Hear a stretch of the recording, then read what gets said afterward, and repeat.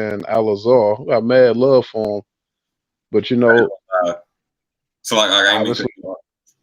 I go ahead. No, I was just saying I just went live. Shalom, nigga. Oh, Oh, cool. Shalom, how you doing? Yeah. I see it's on the channel. I was gonna ask which one. Yeah, cool. I sent it to the chat. I know Brother Z said he had a topic. okay. He coming in, right? I think so. I sent Okay. the link on the public chat, and it's on. I sent it to the Facebook chat too. Okay. Oh, now, like I said, we can wait for the brother to come on in. Ain't no problem, man.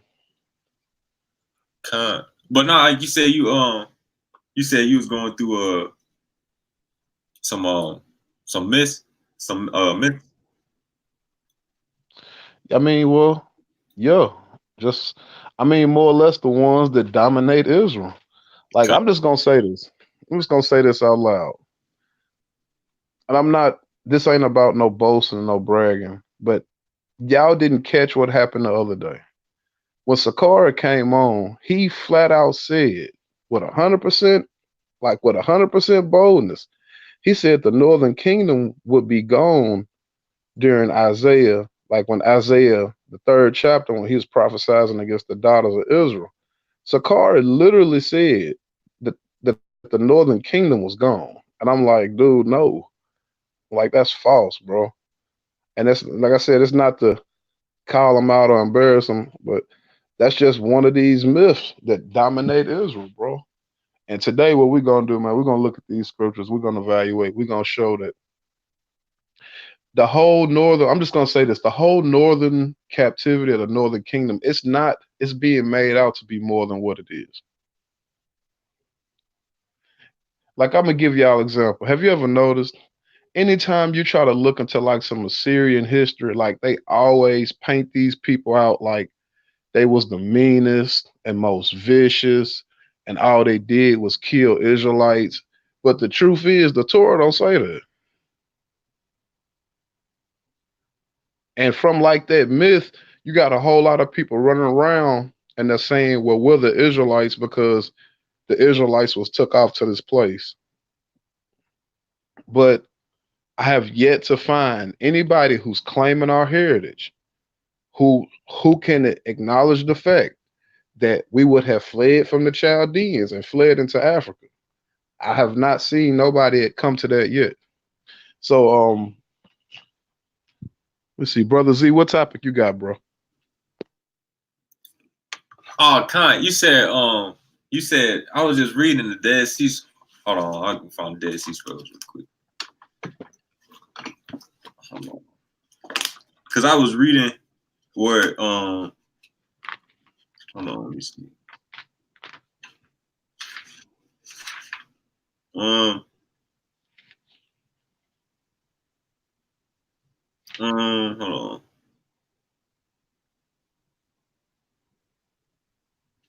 Because it was talking about what you just said, that the Chaldeans, you know, it was chasing us. You know what I'm saying? Yes, they chased us into Africa, bro. This hold on. Let me see if I can find it real quick.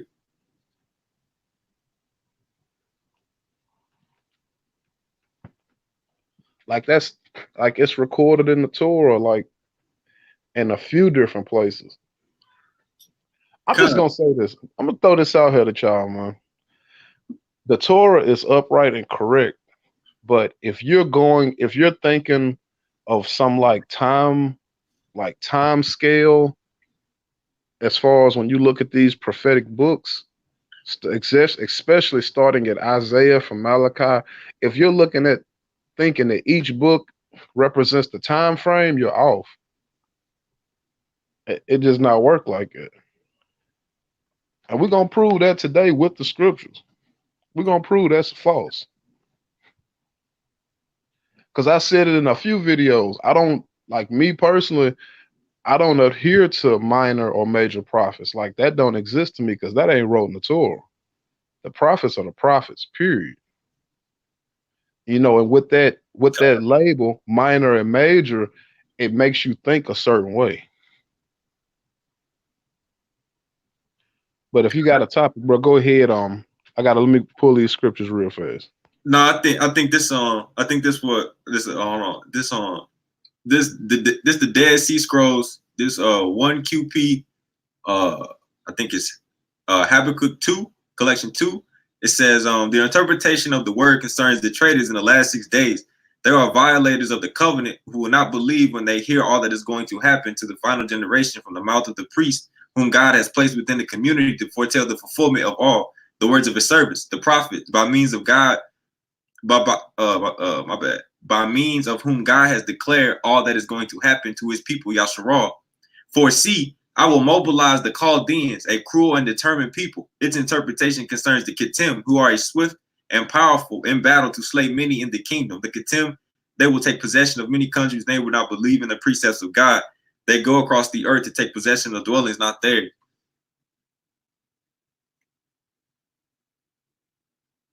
You know what I'm saying? It was just funny that you said that, because I was just reading the Dead Sea Scrolls and I just so happened to find that in there too. Well, you know what? Let's go ahead with a precept to that. And that precept is gonna be the same one we showed that day. And that's gonna be 2 Kings chapter 25, verses number 26. It says, all the people from small to great, as well as the army officers, arose and came to Egypt, for they feared the Chaldeans. And that's the last book of Kings, y'all. This is why I continue to say, from these myths, people are now trying to, everybody can be an Israelite, and that's not real. You're not going to hear GMS talk about this. You're not going to hear no camps. You're not going to hear nobody talking about this, bro. And I'm going to tell you why. You know what? I'm going to show y'all where you got labeled a lost people, a lost tribe of Israel. I'm going to show you where it came from. The book of Matthew. I'm going to just read this one time. And from this, we got to understand this myth will be drawn up. That's going to be Matthew, the 10th chapter. And that's going to be starting at verse number 5. Then these 12 Jebus sent forth and commanded them, saying, go not into the way of the Gentiles, or into any city of the Samaritans enter ye not, but go rather to the lost sheep of the house of Israel. So you got to understand something. That's a label that was put on us in the New Testament. And we finna show and prove today, without a shadow of a doubt, bro, that the people was definitely coming back. And they would have already been coming back. So,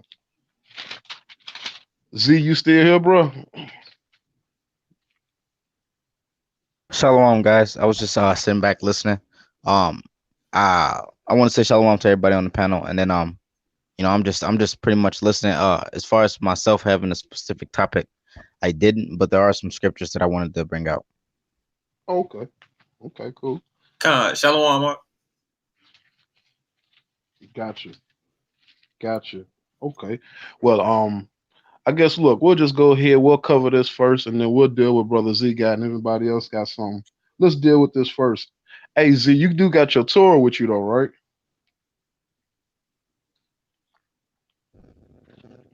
Khan. Okay. If you could, bro, could you get a scripture for me, please? Could you get 2 Kings chapter 14? And I want you to read verses 24 and 25. And before you read that, I'm going to say this now. Prophet Jonah, when you look in the timeline, his timeline is before Isaiah. When you look at the Torah, we look at the Bible, the way we've been raised, we see Isaiah first, and we figure, well, this happened first, and it's not true. Jonah predates Isaiah, and we finna prove this right here. So go ahead and get that scripture, bro. 2 Kings chapter 14, verse. What verse did you say? Verses 25. Well, verses 24 and 25. Verse 24, verse 25. 24. He did what was evil in the eyes of Yahweh. He did not turn away from all the sins of Jeroboam, son of Nebat, that he caused Israel to sin. He restored the boundary of Israel from the approach of Hamath unto the sea of the Arabah, like the word of Yahweh, God of Yasharal, which he has spoken by the hand of his servant Jonah, son of Amittai, the prophet. Who was that? Who was that again? His servant Jonah, son of Amittai, the prophet, who was from Gath Hefer. Okay, so we find Jonah right here in Second Kings, the 14th chapter, right? So if we would, let's go up to Jonah. Now, let's keep this one thing in mind. With knowing that Jonah is he predates, excuse me. Now, I'm just gonna ask y'all, do y'all remember when we had a panel? We did one on Judah's page, and I think this was on his last page that got took down. And remember, we did one where we covered the whole Immanuel had not been fulfilled yet. And remember how we had to go into Isaiah, then we went into Kings, and we went into Chronicles to finish up that whole thing.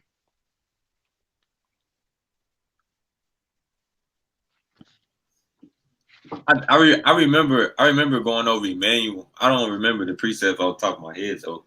I mean, right. Not the precepts, just do y'all remember that panel that day, period? A little bit. I ain't gonna say fully though. I'm not gonna. Yeah, I'm not gonna say I fully remember because it's kind of hazy. I kind of remember something. Us going over Emmanuel a little bit. Okay, that's cool. That's cool. If we would, let's go to the book of Jonah. Okay. Now we see, like I said, we find Jonah, and if you pay attention, Jonah is not too far away from Jeroboam. So you have to understand this is before Isaiah is on the scene. Period. Point blank, period. No matter where his book is in the Torah, this is before Isaiah. Now, when we look at the book of Jonah, and we look at verse number 1, it says, the word of Yahweh came to Jonah, son of Amittai. Is that not the same person that's in Second Kings, correct? Come on. Okay. Saying, arise and go to Nineveh, the great city, and call out against her, for their wickedness has ascended before me. So let's stop. Jonah has been commanded to go up to Assyria, correct? Nineveh is the capital of Assyria. So if Jonah has been told to go to Assyria, isn't it safe to say that he knows where Assyria is, right? Con. Okay, so let's go ahead and dispel the first myth. If we was carried to Assyria, then we would still know where Assyria is. I'm not trying to be funny. You're only lost when you're wait, baby. You're only lost when you're somewhere you don't know where you are, correct? Con. I mean, in a way, yeah. So when Jonah is being told to go to Nineveh, clearly he knows where it is, right? Con. I mean, he's been told to prophesy to them, so yes. Okay. But now watch this. Verse number 3. But Jonah rose to flee to Tarshish from before Yahweh.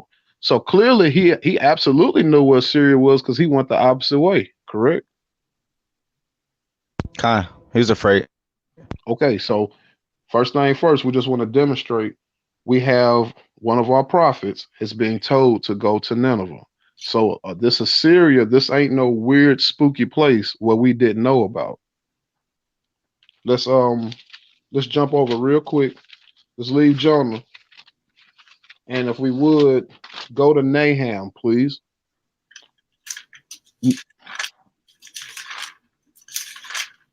Now, Nahum, what? we're gonna just go to Nahum, just the first chapter. And if you would, in fact, Brother Z, you familiar with the book of Nahum, correct? Con, could you just tell me what page it was? It's hard to find it. I know it's like a short book. I've read 1389. 1389. I've read Nahum. 1389. Con, it's like I've read I think I've read the Torah completely through, and I'm on my second read through. So I can't even say I remember everything exactly, but like, you know, I remember a lot. You said 1380 something? Well, just yeah, I'm sorry. 1387. Got it. And you said verse No, we're just gonna start chapter 1, verse 1. Yeah, let's just start there. And it says a prophecy regarding Nineveh. Let's just stop. Nineveh is once again in Assyria, correct? Con. Nineveh is the capital of Assyria. Now, once again, Nahum, he obviously knows where Assyria is. I'm saying all of this for a reason. The reason why I'm saying all of this, y'all, is because Alazar, and I'm not pointing him out. I'm not pointing him out to diss him. Alazar is a very learned brother. But when you can have a brother like Alazar still trying to convince me that the northern kingdom is gone in the book of Isaiah, it just kind of shows me like we're not dealing with time frame. We're not dealing with how the history matches up with this. We're just people are still just going off what these Israelites, these camp Israelites just be screaming on the corner. You just keep hearing the word lost, lost, lost all the time, and you've learned to apply it. But your Torah doesn't say that. We're gonna prove that. Let's keep going. It says the book of the vision of Nahum, the Elkoshite. That word is hard. But the whole point is Nahum, no, he clearly knows where he knows where his vision is supposed to be going. He knows his vision is about Assyria. Period.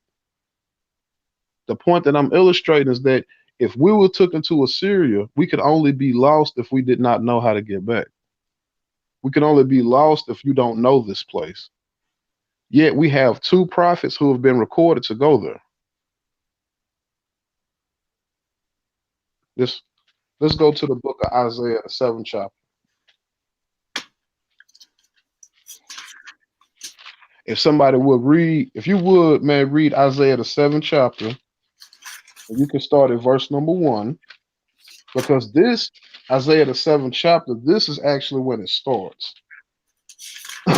This is when it starts happening to us as far as now the kings of Assyria are actually coming to get us. So if you would, could somebody read Isaiah the 7th chapter and go from 1? Just read the whole chapter. Isaiah chapter 7, start at verse 1. It happened in the days of Ahaz, son of Jotham, son of Uzziah, king of Judah, Rezin, king of Aram, and Pekah, son of Remaliah, king of Yasharal, went up to wage war against Jerusalem, but he could not triumph over it. It was told to the house of David, saying, Aram has joined with Ephraim, and his heart shuddered in the heart of his people, like the shuddering of the trees of the forest in the wind. Yahweh said to Isaiah, go out and meet Ahaz, you and your son, Yashab. A remainder will return at the edge of the channel of the upper pool, at the road of the launderer's field, and say to him, be calm and still, fear not. Let your heart not grow faint before these two smoldering spent firebrands, before the burning wrath of Rezin and Aram, and before the son of Remaliah, because Aram, along with Ephraim, and the son of Remaliah, has counseled evil against you, saying, let us attack Judah and vex it and annex it to ourselves, and crown the son of Tabil as king within it. Thus says Adonai Yahweh Elohim, it shall not endure, and it shall not be, for the capital of Aram is Damascus, and the head of Damascus is Rezin. In 65 more years, Ephraim will cease to be a people, and the capital of Ephraim is Samaria, and the head of Samaria is the son of Remaliah. If you do not believe this, it is because you lack faith. Okay, stop right there, bro. Stop right there. Now let's look at what we've already dealt with as far as what you've read, right? Now, according to what you read, if you would, bro, read verse number 2 again, please. Come. It was told to the house of David, saying, Aram has joined with Ephraim, and his heart shuddered, and the heart of his people, like the shuddering of the trees of the forest in the wind. Okay, real quick. So if Aram joined with Ephraim, is Ephraim lost? Or is Ephraim still in the land? Still in the land. Thank you. You have to be still in the land if they become a Confederate. Come.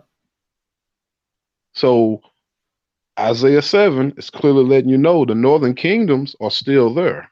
If you would, bro, go ahead and read verse number 4. Read verse number 4 and 5 again. All right. Verse 4. And say to him, be calm and still. Fear not. Let your heart not grow faint before these two smoldering spent firebrands, before the burning wrath of Rezin and Aram, and before the son of Remaliah. Because Amram, along with Ephraim, and the son of Remaliah has counseled evil against you, saying, I'm going to read verse 6 too. Let us attack Judah and vex it and annex it to ourselves and crown the son of Tabil as king within it. Okay, so Ephraim is making this confederation, correct? Come. So they're not lost, right? Come. Oh, okay, cool. They're going off, but they're not lost. They're in the land. Come. All right. They just asking, man for help. You know what I'm saying?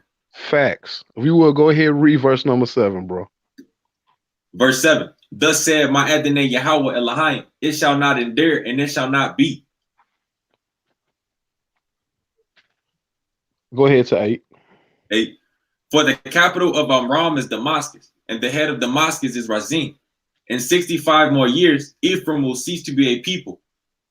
I'm going to read verse 9 too. And the capital of Ephraim is Samaria, and the head of Samaria is the son of Remaliah. If you do not believe this, it is because you lack faith. So when we looked at verse number 9, and it says, "And the capital of Ephraim is Samaria, and at the head of Samaria, is the son of Remaliah." So once again, Ephraim has to be still sitting right there, right? Come. And then doesn't it not say, it says in 65 years Ephraim will be broken? Not that day. Not that Ephraim's already gone. It's gonna start to click in y'all head. Y'all gonna realize, man, that whole northern tribe was complete. That's a lie. It's a lie, y'all. It is what it is. Let's keep going. And also, like you said, just pay attention to what's going on. Ephraim is making a deal with another outside nation to come against the tribe of Judah. This is why Ephraim gets carried off. Not because Assyria was just so violent and hateful. That ain't what it was. And in fact, we're finna go ahead, we're gonna grab a precept and we're gonna show that. I'm gonna go to the book of Hosea. I'm gonna get a precept and we're gonna show that not only was Assyria not as hostile and violent to us as they made it out to be, but that Ephraim and Assyria would be doing trade. So we'll go to the book of Hosea, and that's going to be, I believe, the 12th chapter. So let's go to Hosea, the 12th chapter. Okay, and we're going to look at verse number 2. It says, Ephraim embraces the Ephraim. Wait, baby, wait. Come on. It says, Ephraim embraces the wind and pursues the east wind, and all day he increases falsehood and plunder, and they seal a covenant with Assyria, and oil is transported into Egypt. Didn't they say they seal a covenant with Assyria? Come. So Assyria wasn't as violent as a situation as they've made it out to be, right? Come. Think about it. It's telling you a trade route that's obviously going from Egypt through Israel to Assyria. One more time. Ephraim embraces the wind and pursues the east wind all day. He increases falsehood and plunder. They seal a covenant with Assyria, and oil is transported to Egypt. So if Assyria was such a bad place for us, yeah, we do know 2 prophets went up there. One to prophesy to save the place, Jonah, and Nahum went up there to prophesy and tell the place it's over, it's too late. But clear as day, we've had 2 people still go up there, and yet we have Ephraim doing trade with Assyria. Sooner or later, y'all gonna start to realize that lost tribe thing is a myth. I'm not telling you we didn't get exiled, but what I am telling you is the time they tell you we was all gone is a false. Now let's go back to the book of Isaiah. Let's go to, because the brother tried to call me on that Jeremiah 7 and 15, and we're gonna deal with that too. And this ain't personal to Sakar. I love them brothers, but hey, this is what we have to do. It is what it is. We go back to the book of Isaiah. In fact, you can go back to verse number to where you stopped it in Isaiah 7, because Isaiah 7 helps us a lot on this one. All right. We go back to Isaiah 7.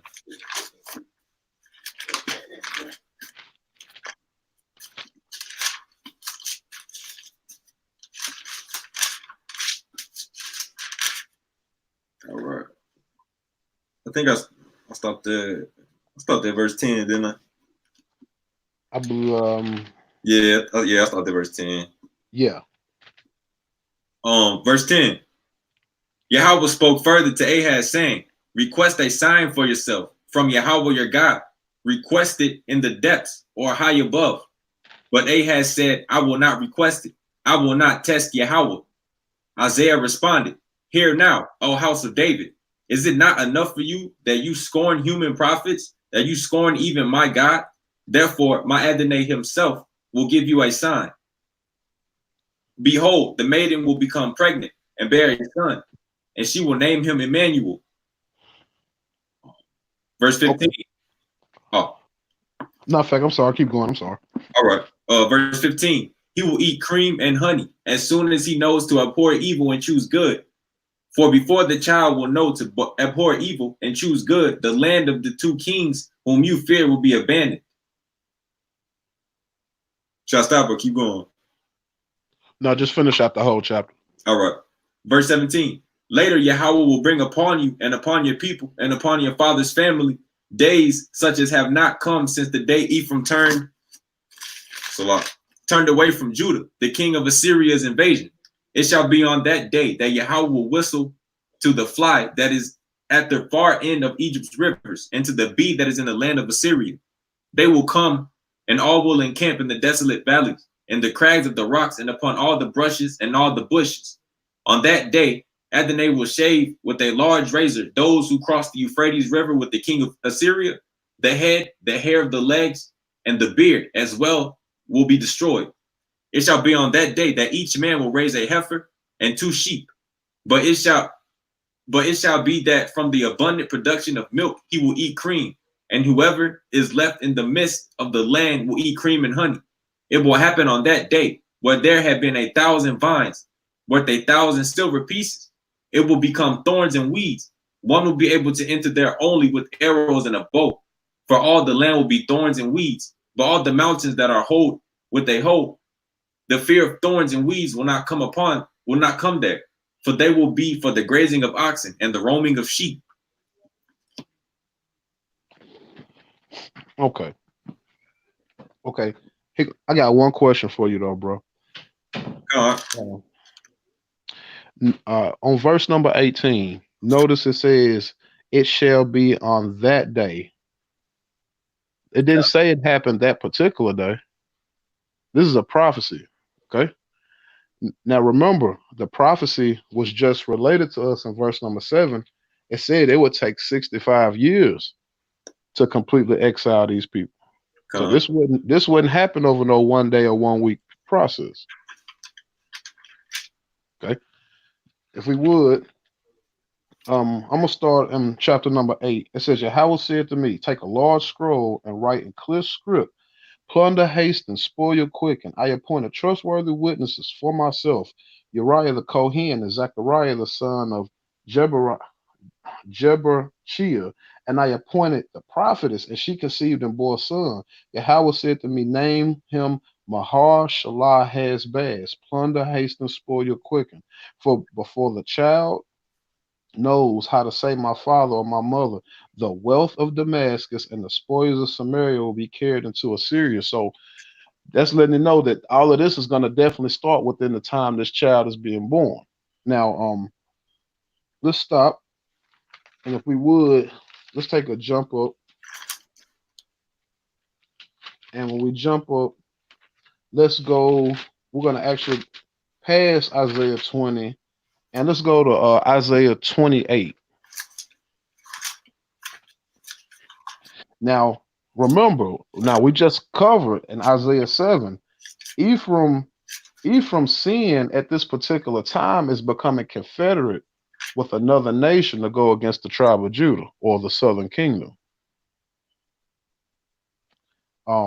If you would, bro, go ahead and read Isaiah 28, verses 1 through 6. You said Isaiah 28, you said verse 1 through 6. Mm-hmm. All right. And I had another verse too in Isaiah as well. Okay, well, go ahead and bring it up then. I was just gonna say this Hosea 11. I'm gonna start at verse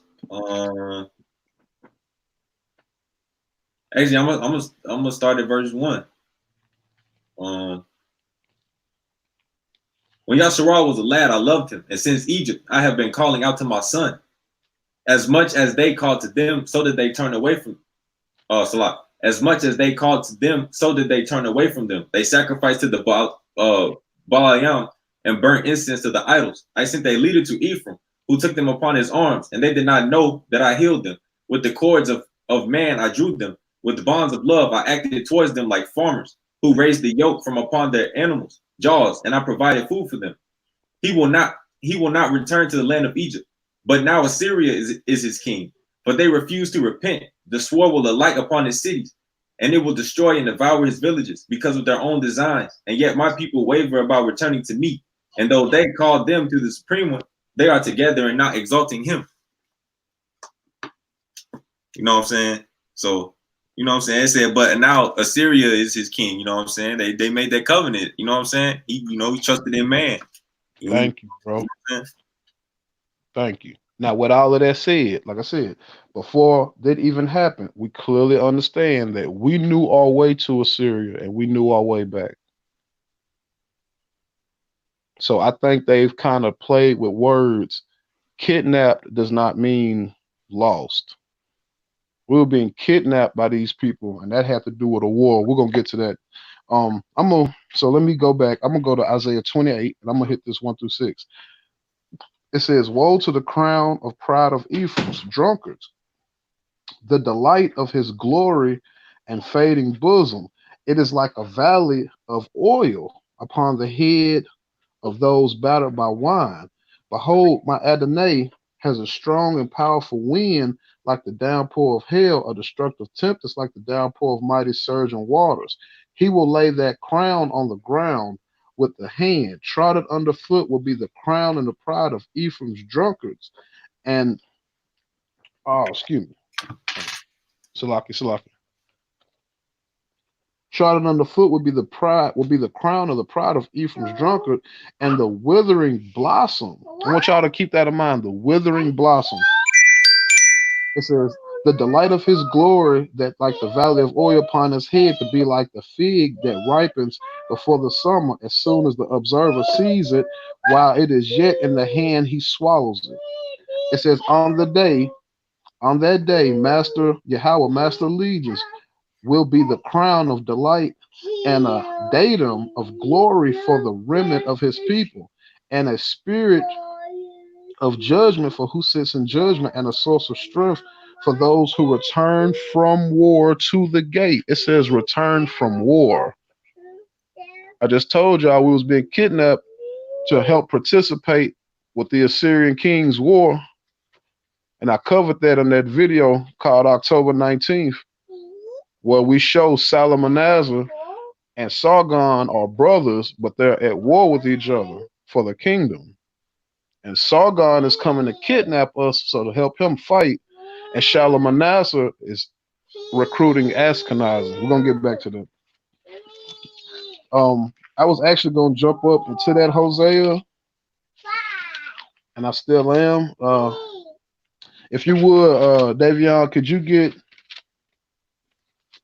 you get Hosea 7? and just run 1 through 11, and I'm gonna stay in Isaiah, and I'm gonna get Isaiah 11 and 16, and All then I'm gonna get this one. I'm gonna get this one, then you get that one, and we're gonna just continue to show that Assyria and Egypt, I'm sorry, that Assyria and Ephraim very well had a connection.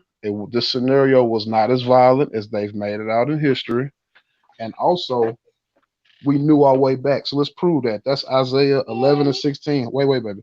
It says, He will break into 7 streams and lead the people across the dry. I'm sorry. He will break into a road.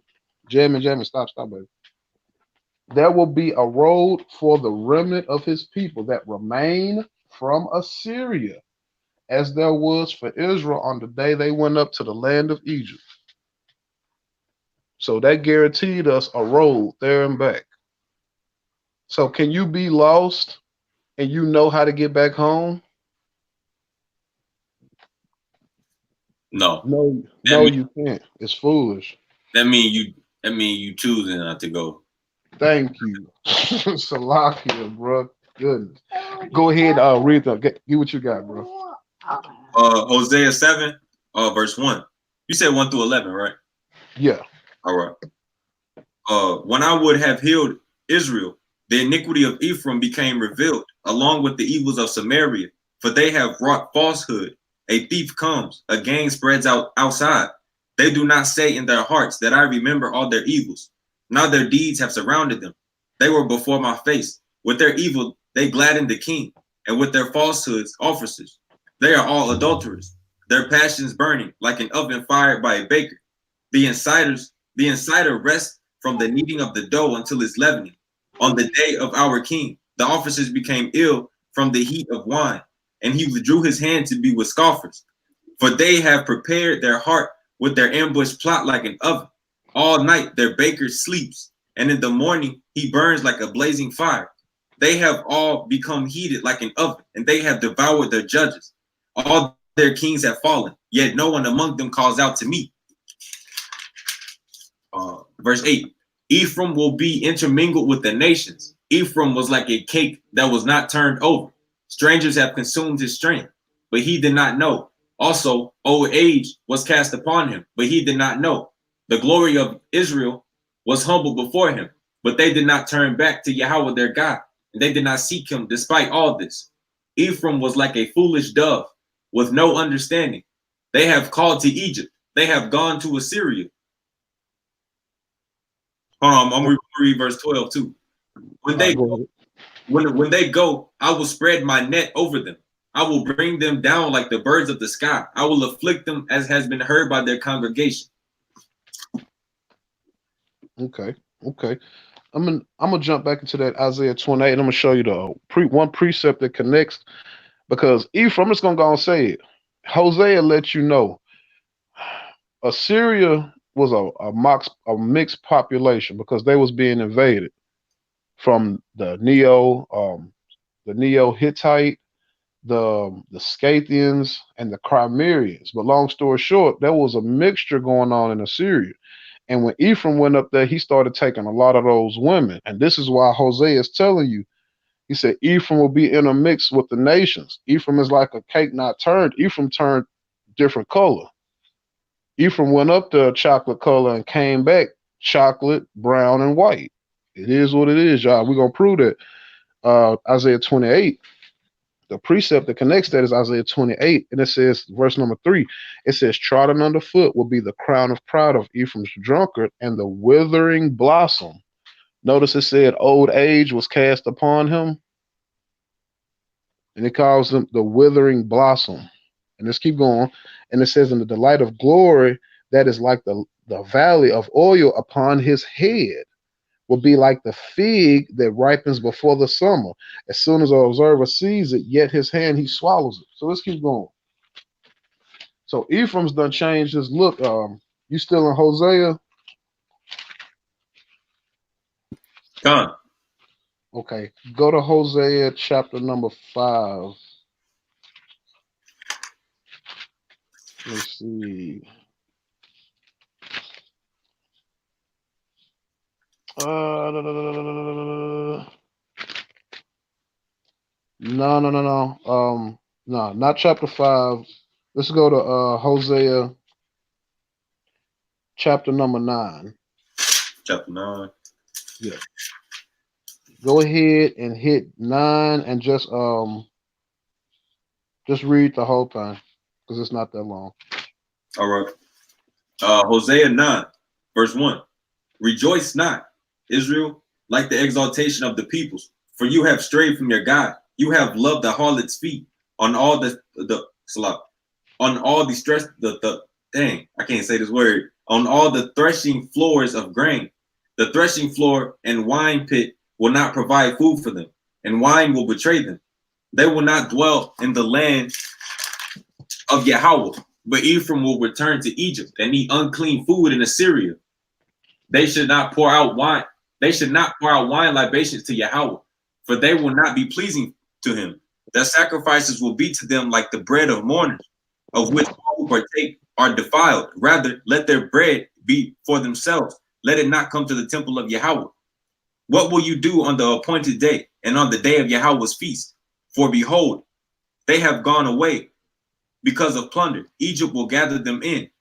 Moth will bury them. As for the treasure houses of their silver, thistles will inherit them. Briars will grow in their tents. The days of punishment have come. The days of Rakido have come. Let Israel know the false prophet is a fool. The man of spirit is mad because of the abundance of your iniquity. The enmity is great. The prophet of Ephraim is with my God. The prophet is a net that ensnares him in all his ways, and who causes enmity in the house of his God. They corrupted themselves as in the days of Gibeah. He will remember their iniquity. He will punish their sins. Verse 10, I have found Israel like grapes in the forest, like a ripe fruit on a fig tree in the my bad. In its beginning did I view your fathers, but they came to Baal Peor and dedicated themselves to shamefulness, and they became loathsome by their love. As for Ephraim, their honor will fly away like a bird, perishing from birth, or from the womb, or from conception. For even if they rear their children, I will bereave them before manhood. For woe is to them as well when I turn away from them. Ephraim is as I saw Tyre, implanted in its dwelling places. But Ephraim will seek to take his children out to the slayer. Give them, Yahweh, what you will give. Give them a bereaving womb and shriveled breast. All their evil is in Gilgal, where I hated them. For the evil of their deeds, I will banish them from my house. I will not continue to love them. All their offices are rebellious. Ephraim has been smitten. Their root is withered. They will not produce fruit. Even if they give birth, I will slay the treasures. I will slay the treasures of their wombs. My God will spurn them, for they have not obeyed him, and they will wander about among the nations. All right. Perfect. Beautiful. Now, and as we see, Ephraim clearly has went off. And this is why he was cast out. So if you would, bro, hold this precept, and I got two precepts for this. If you would hold Jeremiah 31, verses 17 through 21, and that's going to be Jeremiah 31, verses 17 through 21. And I'm going to get these two verses. One is going to be Isaiah. We're going to continue to prove that this whole northern king completely being lost, this is a myth. That's going to be Isaiah 19, verse 23. On that day, there will be a road from Egypt to Assyria. Assyria will come into Egypt, and Egypt into Assyria, and Egypt will serve Yahweh with Assyria. So, like, it's just what goes back to what the brother just said. These people wasn't lost, they just wasn't going home. But they clearly knew their way home. And I'm gonna jump now. I'm gonna deal with what the brother pulled, and then what you finna get is it should clean this all up. And he asked me to get that Jeremiah 7 and 15 that day, which I should have had all of this ready that day, but I'll praise you how we can do it today. It says this is Jeremiah 7 and 15. He says, I shall cast you from my presence as I cast out all your brethren, all the seed of Ephraim. All we've been sitting here doing all day is reading about how that happened. How that happened starting in Isaiah's time. So if you would, bro, go ahead and get that Jeremiah 31, You said Jeremiah 31, verse 7 verse 17. or 17. through- Yeah, 17 through 21. And I want y'all to listen to what he finna say. 17. Jeremiah 31, verse 17. I have indeed heard Ephraim moaning.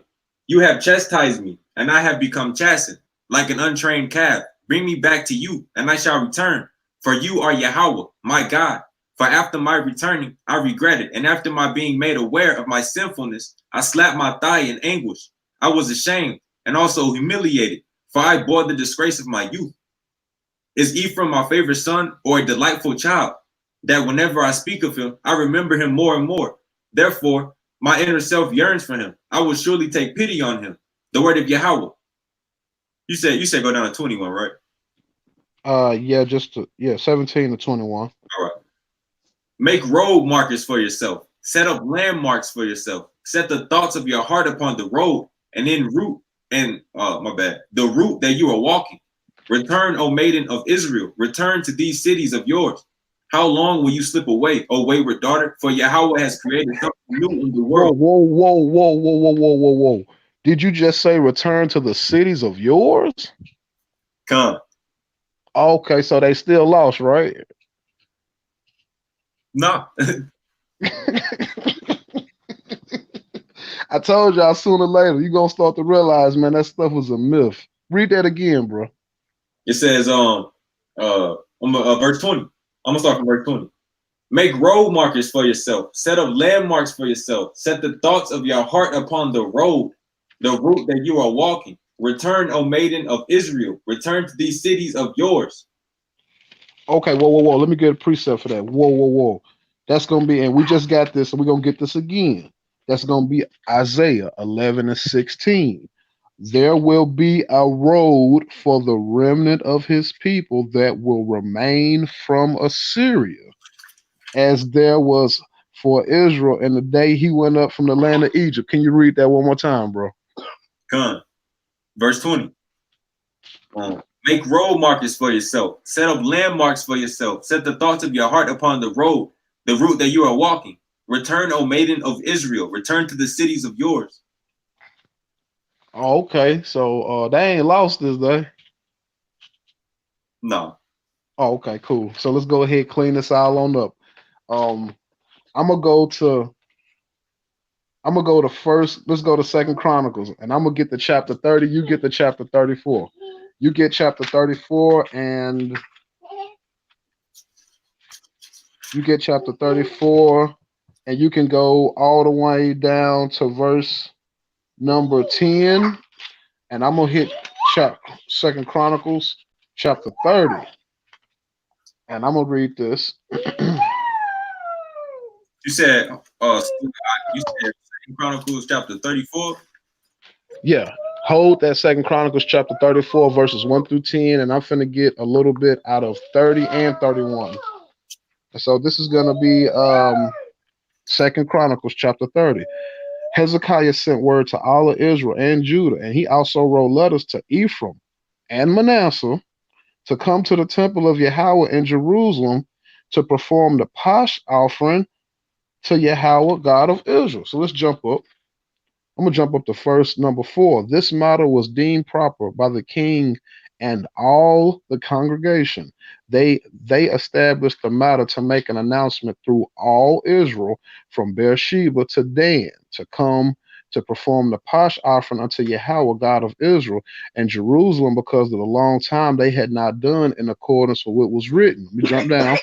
Whoa, man. Let me jump down, verse number 10. The runners passed from city to city in the land of Ephraim and Manasseh and Zeboiim, but the people laughed at them and mocked them. However, some people from Asher, Manasseh, Zeboiim humbled themselves and came to Jerusalem. Let me jump down to verse number 18. For many of the people, many from Ephraim, Manasseh, Issachar, Zeboiim, had not purified themselves, and they ate Pasch offering in accordance to which was written. And last one, I'm jumping over now to chapter 31, and I want to read the first verse. It says, when all When all this was finished, all the people of Israel who were present went out of the cities of Judah and smashed the pillars, cut down the Asherah trees, and decimated the high places and the altars from out of all Judah, Benjamin, Ephraim, and Manasseh until they were completely eradicated. Then all the children of Israel returned, each man to his property, to their cities. Go ahead, read what you got. Come. 2 Chronicles 34, verse 1. Josiah was 8 years old when he became king, and he reigned for 31 years in Jerusalem. He did what was proper in the eyes of Yahweh, following the ways of his forefather David. He did not veer right or left. In his 8th year, when he began to reign, while he was still a youngster, he began to seek out the God of his forefather David. In the 12th year, he began to purge Judah and Jerusalem of the high places and the Asherah trees, the idols and the molten images. They broke down the altars of Baal before him, and he cut down the sun images that were on top of them. He smashed and ground up the Asherah trees, the idols, and the molten images, and threw them over the graves of the people who had sacrificed to them. He burned the bones of priests upon their altars, and he cleansed Judah and Jerusalem, and the cities of Manasseh and Ephraim and Simeon up to Naphtali with their hatchets all around. He smashed the altars, he ground up the Asherah trees and the graven images into dust, and he cut down the sun images in all the land of Israel, and then returned to Jerusalem. Verse 8, in the 18th year of his reign, when he had purified the land and the temple, he sent Shaphan, son of Azaliah, Maaseiah, the city officer, and Joah, son of Jehoahaz, the secretary, to reinforce the temple of Yahweh, his God. They went to Hilkiah, the Kohen Gadol, and delivered the money that had been brought for the temple of God, which the Levite gatekeepers had collected from Manasseh and Ephraim, and from the rest of the remnant of Israel, and from Judah and Benjamin. And they returned to Jerusalem. They gave it over to the workmen who were in charge in the temple of Yahweh, and they gave it to those who did the work, who acted in the temple of Yahweh to repair and reinforce the temple. Okay, calm. Now, with all that being said, I think it's very safe to say people have overplayed this whole the tribes was lost and they never came back. We can clearly see now it's a lie, y'all. Some people can fight it. You can do whatever you got to do. All I'm gonna say is jot all this down, look at it all again, contemplate, and you're gonna come to the realization we wasn't gone like that. Now, this ain't got nothing to do with the Babylonian captivity. I'm talking about just Assyria. Because when we look at Assyria, bro, let's be honest, y'all. From the time that everybody came in the truth, have you not been hearing that term thrown around every day? Lost tribes of Israel, lost tribe. When I'm showing you, we came back, bro. Come. I don't know if you caught it, but I made a little joke when you started that whole, there are no lost tribes thing. I was like, we lost, boss. We lost, boss. We need to find our way back. Right. See, we're lost in the sense of we've been off on these other religions, but when it come down to all these people who can just say, "Oh well, I'm the Israelites that was carried into this place." And it goes to some ridiculous lengths sometimes because you'll have guys that are, on an island nation, a Polynesian island country, and they're like, we're the lost tribes of Israel because the Mormon missionaries told us so. Right, dude. Right. So, yeah, it gets ridiculous. I agree with you on that. Like, dude, when you start looking into this, dude, you got all kind of people. The Scythian Israelites. You had somebody came into the comment board. Did y'all not see that about a week or two ago?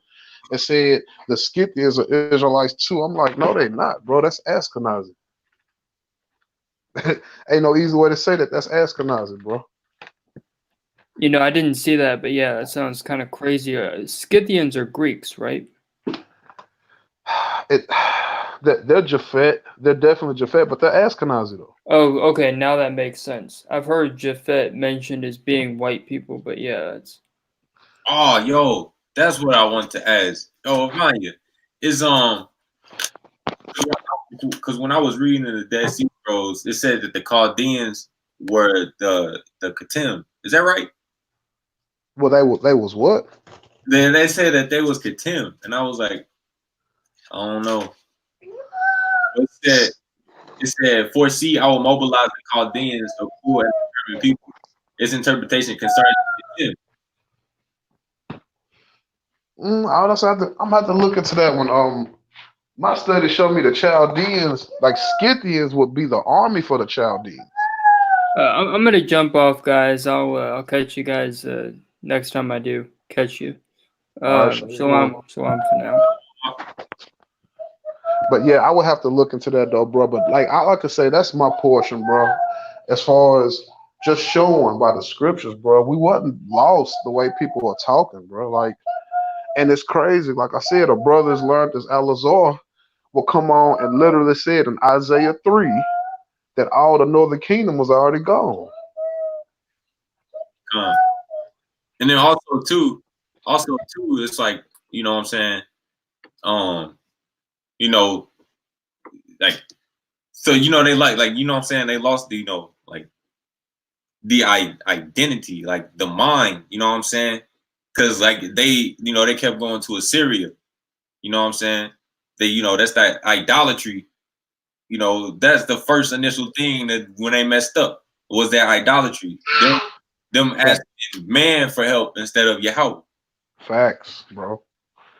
Facts. And with doing that, it's like they bow down to man in so many words. And you know what I'm saying? And it just like I said, bro, this goes to show, bro, like it's a lot of myths in Israel, bro. A whole lot of myths in Israel. And you know, like I said, I love the brother Alazar. At least he's honest enough to admit. He said, I learned something new. I didn't know that the other tribes that came back under his grandson.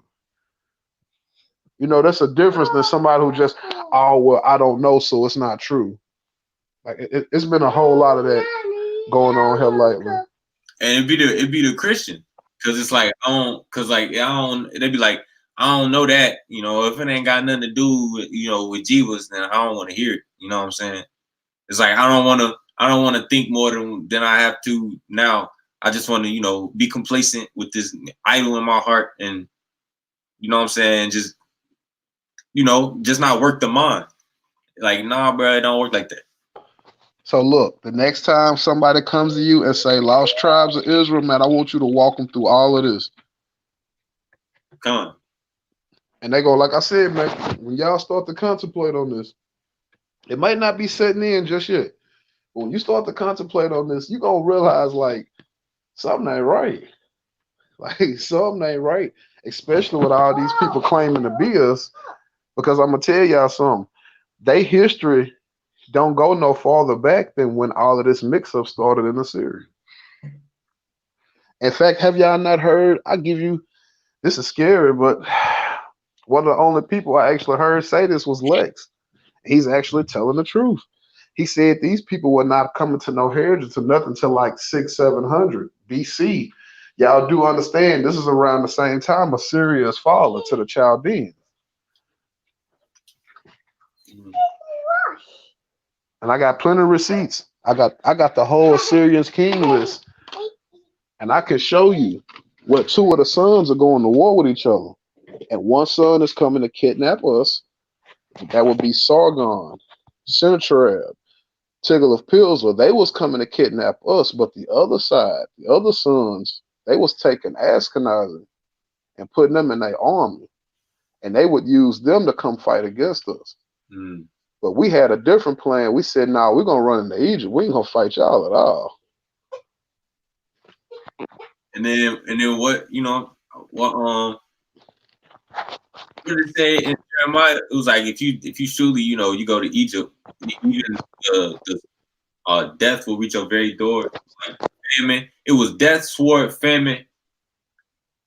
Was it plague? Hold on, let me see. I don't exactly remember where it was, but that's give me a second. I know that's between Jeremiah 42 and 44, so that might be either 43 or 44. Give me 1 second. I put my Torah, my little girl right here.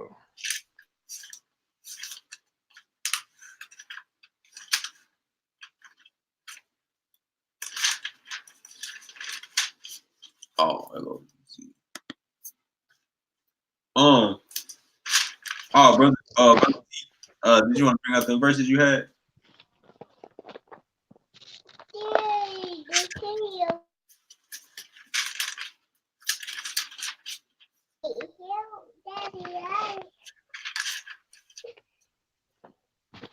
Let me see. I'm definitely still looking for that too. And we gonna Oh, connect I'm at the sorry. I second. didn't know I was muted. Yeah. I got. Okay. Come on. No, I was just saying that I got that verse here. I think it ties into what the brothers were bringing out. Okay. Go ahead. Bring There's it still out, a lot bro. of things about Yashua and a lot of things that we've gone through that's not very clear. Like like it says that we were going to exile first. Can you guys hear me fine? Loud, clear. This is Judges chapter 10. Judges chapter 10. I'm gonna start at verse 6. It says, the children of Israel continued to do that which was evil in the eyes of Yahweh, and they worshipped the Balaam, the Ashtaroth, and the gods of Aram, the gods of Sidon, and the gods of Moab, the gods of the children of Ammon, and the gods of the Philistines. They forsook Yahweh and did not serve him. The wrath of Yahweh flared against Yashral, and he delivered them into the hand of the Philistines and into the hand of the children of Ammon. And they broke and crushed the children of Israel starting that year for 18 years. For 18 years, all the children of Israel who were of that other side of the Jordan in the land of the Amorite, which is in the Gilead, the children of Ammon crossed the Jordan to make war even against Judah and Benjamin and the house of Ephraim. Israel was greatly distressed. Um. Oh, Slack. I just wanted to pause for a second and talk about that because basically this shows you that certain parts of Yashral can be subjugated while other parts of Yashral isn't subjugated the same way. You know what I mean? Uh, it says that everybody, the Israel on the other side of the Jordan weren't necessarily being oppressed as much as the ones on the other side, on this side, of the Jordan. You know what I mean? They said they even made their way across the Jordan to make war against Judah and Benjamin in the house of Ephraim, which shows just how much they was doing. But that still shows the Ephraim, Benjamin, and the house of Judah was on the other side, which they weren't being like oppressed like the ones on the other side. I want to continue to verse 10. The children of Israel cried out to Yahweh, saying, we have sinned to you, for we have forsaken our God, and we have worshipped the Balaam. Then Yahweh said to the children of Israel, did I not save you from Egypt, and from the Amorite, and from the children of Ammon, and from the Philistines, the Sidonians, and Amalek, and Maon oppressed you, and you cried out to me, and I saved you from their hand. But you forsook me and worshipped their gods, and I saved you from their hand. I'm sorry, but you forsook me and worshipped their gods of others. Therefore, I shall not continue to help you. Go and cry out to the gods that you have chosen, let them save you in your time of distress. So pretty much it's like our people kept doing this. It's like a cycle that we've been in, exile after exile after, we'll exile, most I save us, we'll exile, most I save us. So through that, I mean, that means that we will have an account or like, a historical record of our exiles. The only difference about the captivity that we've been in here is, well, all our history was like, wiped from us, which kind of like in turn, made us blind, what I'm saying? So once our history and once our historical records was wiped from us, then that's when we pretty much lost understanding of where we were and who we were. Hey Z, hold on. I got what. Can you grab this precept for me, bro? Get First Kings, chapter number 11, verse number 26. First Kings 11, verse 9. You said verse number 26. Yeah, verse number 26. Okay. First Kings chapter 11, verse 26. I got it right here. First Kings chapter 11, verse 26. It says, also Jeroboam, son of Nephath, an Ephraimite from Zeradah. His mother's name was Zeruah, a widow who was a servant to Solomon. raised his hand against the king. This is the matter about which he raised his hand against the king. Solomon had built up the Millo and closed up the breach left by his father David. Hey, well, hey, real quick. So Jeroboam is an Ephraimite, right? Khan. Okay, so when we look at Ephraim, we can clearly see their history. You see, they've been. In fact, let me stay right here. First Kings. I'm gonna go over to the next chapter, chapter 12, and I'm just gonna hit verse number 28. We should all know this. Whereupon the king took counsel, and this is First Kings chapter 12, verse number 28. Whereupon the king took counsel and made 2 calves of gold, and said unto them, It is too much for you to go up to Jerusalem. Behold, thy gods of Israel, which brought thee up from the land of Egypt. So this is Rehoboam and Jeroboam's doing. And what I'm showing you is this is why Yahweh destroyed Ephraim. Now, let's prove it. Let's jump up to 2 Kings chapter 14. We go up to 2 Kings chapter 14. It's going to tell you. And starting at verse number 23. And it says, And in the 15th year of Amaziah, son of Joahaz, king of Judah, Jeroboam, son of Joash, king of Israel, began to reign in Samaria, and he reigned 40 and 1 years, and he did that which was evil in the sight of Yahweh, and he departed not from the sins of Jeroboam. You see that? See, we have been stuck on that Egyptian for a religion for a few hundred years. From the time Jeroboam hit us with the golden calves, we would almost pretty much be stuck on the Egyptian religion, like, man, for a while. And when we would get a king that would get us up off the Egyptian religion, you would have somebody like Ephraim who would rebel and try to go get he went and got what would he do? He went and ran and got an Egyptian pharaoh for his backup. Like that Egyptian religion doomed us. But the point that I'm trying to make is that notice it's the same line of Jeroboam, the Ephraimite. So these problems with Ephraim, they start way before the book of Isaiah. With that, I yield.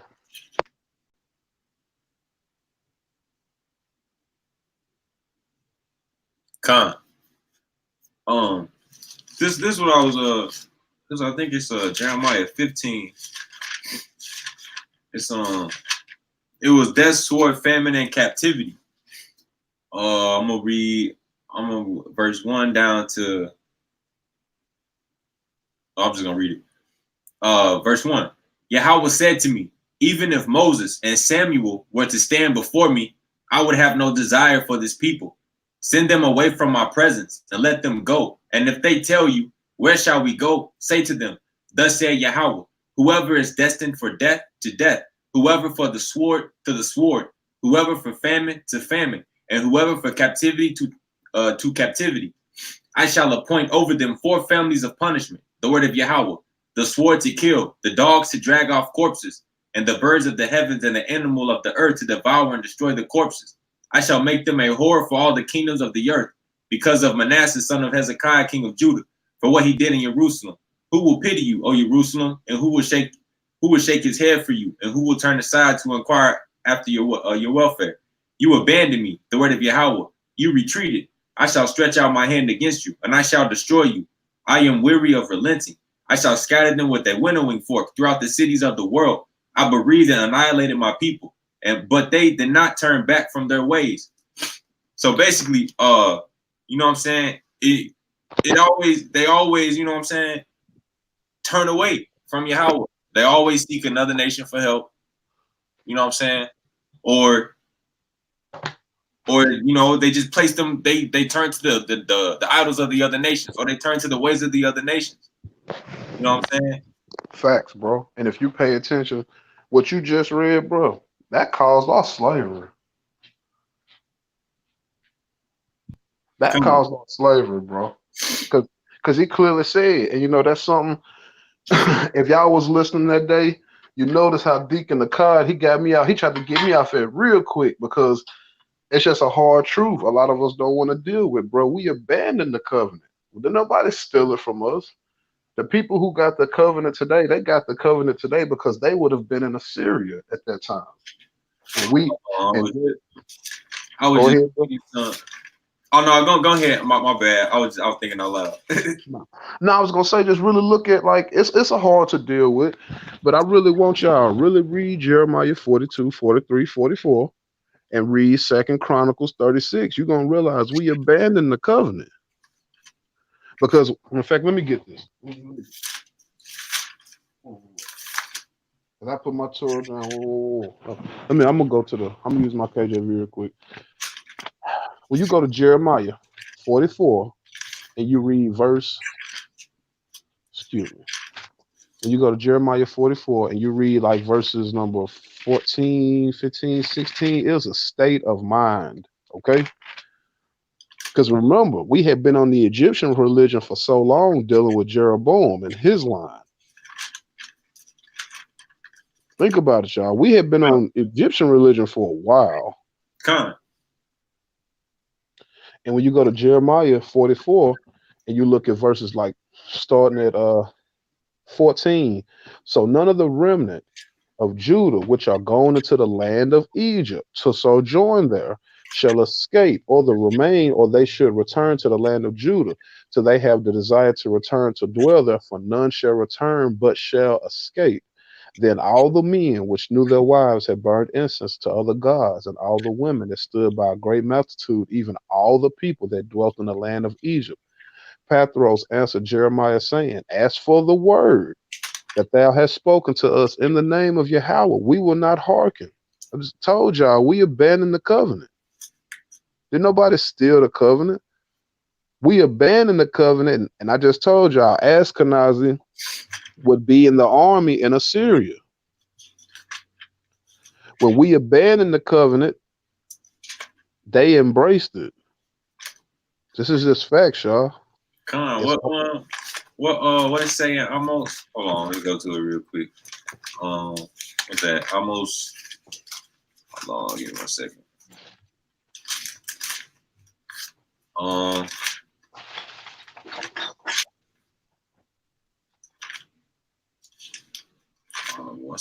second.